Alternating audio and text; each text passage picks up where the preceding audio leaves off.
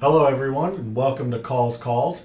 As you can tell by the title of the show and the thumbnail, that I'm going to take this week off on advice. For those of you who don't know, the most of the golf professionals are playing over in Tokyo for the Olympics. And while a legitimate event, it's just one that I don't have any knowledge on. No course history, nothing that would give me a reason to give you all any advice.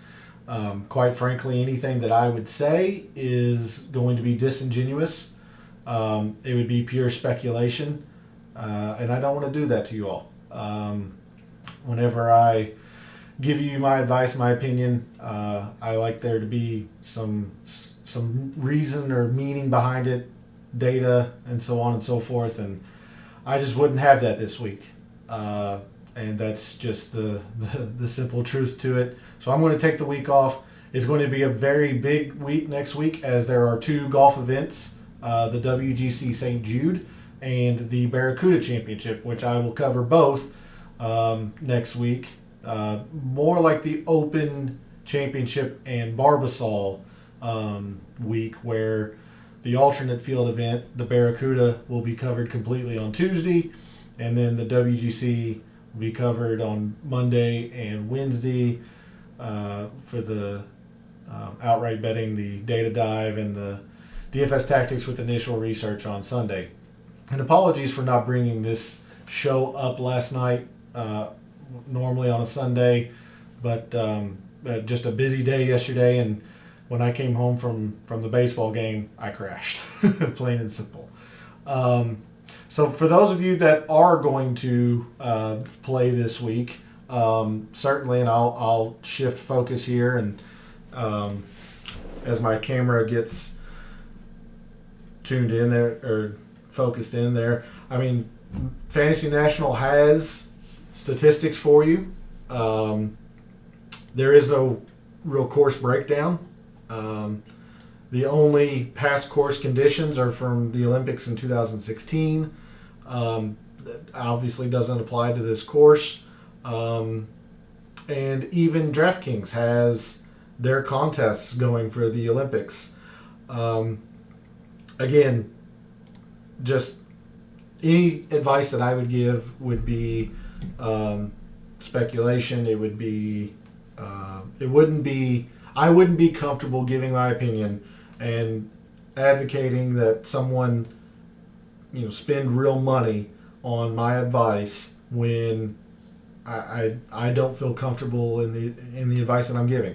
Like I said, I don't want to do that to any of you followers. So I'm going to switch back here to the other camera, let it get focused in. So that's the reason for no shows this week. It actually comes at an opportune time for me. A lot going on this week for me. So I'll just take the week off from shows and make sure I am fully driven diving into the data and such for both events next week. Really looking forward to that. The WGCs are always fun.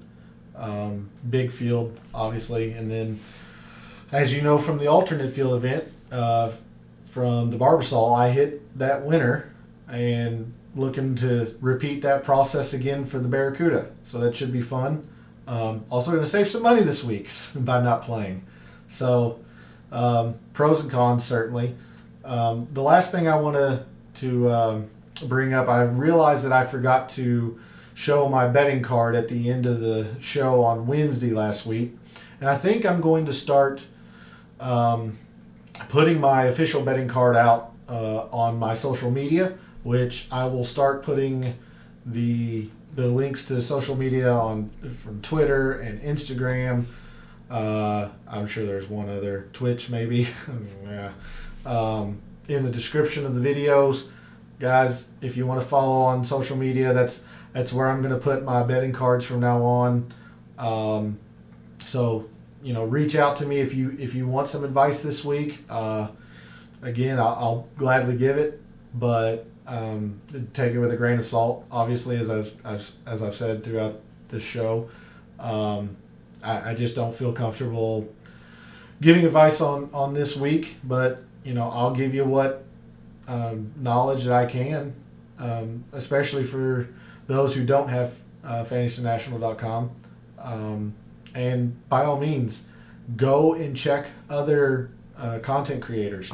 I'm sure someone's covering the Olympics this week, and how we'll have data and dive into it. Go check them out. I have never been one that advocates you solely come to me. I want you to come to me. Want you to take the advice that I'm giving you, obviously. But there's a lot of opinions out there. So, and a lot of useful information out there, to be honest with you. So if you're going to play DraftKings, if you're going to bet the Olympics, go find information.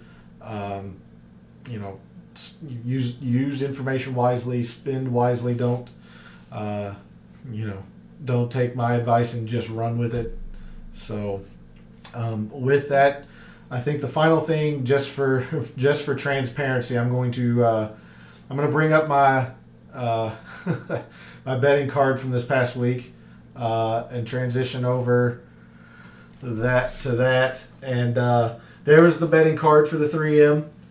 Was looking pretty good. I was pretty excited heading into Sunday. I had two pretty live bets there, in Gary Woodland and Johnny Vegas. Didn't come through for me, so obviously didn't hit any of the wins. Congratulations to those who did with Cameron Champ. That was a big number on Cameron Champ.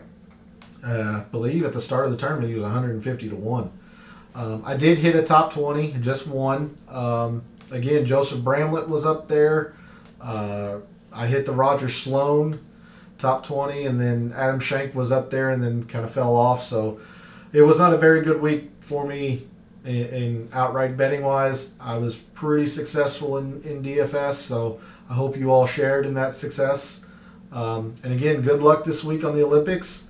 If you choose to bet or play DFS, all the best of luck. Let me know how it goes. Reach out, tell me, whether it's on here in comments or on social media and all, because I want to hear about your successes or how it went and what strategy did you have, so the next time it rolls around, maybe I'll get into it. So with that, I wish you all the best of luck this week, and until next week, may all your bets be profitable.